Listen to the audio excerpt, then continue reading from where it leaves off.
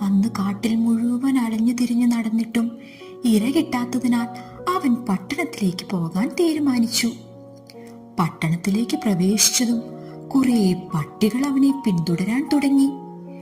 ഇത് ശ്രദ്ധയിൽപ്പെട്ട കുറുക്കൻ വേഗം തന്നെ അടുത്തുള്ള പെയിന്റ് കടയിലേക്ക് കയറി.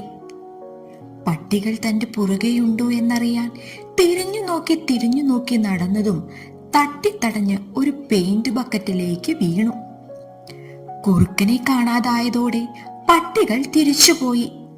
കുറച്ചു കഴിഞ്ഞ് ബക്കറ്റിന് പുറത്തിറങ്ങിയ കുറുക്കന്റെ ശരീരമാകെ നീല നിറം. ഈ അവസ്ഥയിൽ പട്ടണത്തിൽ തുടരുന്നത് പന്തികേടാണെന്ന് മനസ്സിലായ കുറുക്കൻ ഉടനെ തന്നെ കാട്ടിലേക്ക് തിരിച്ചുപോയി. കാട്ടിലെ എല്ലാ മൃഗങ്ങളും പുതിയ മൃഗം വരുന്നത് കണ്ട് പേടിച്ചു.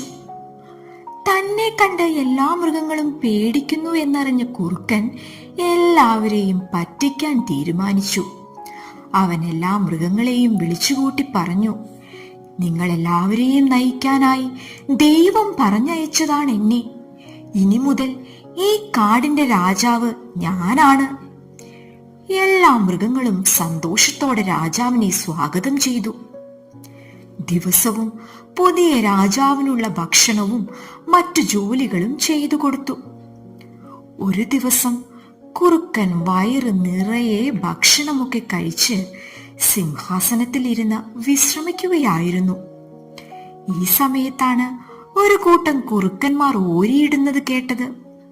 അവൻ അറിയാതെ സ്വയം മറന്നു ഓരിയിട്ടു. ഇതു കണ്ട മൃഗങ്ങളെല്ലാവരും അമ്പരന്നു.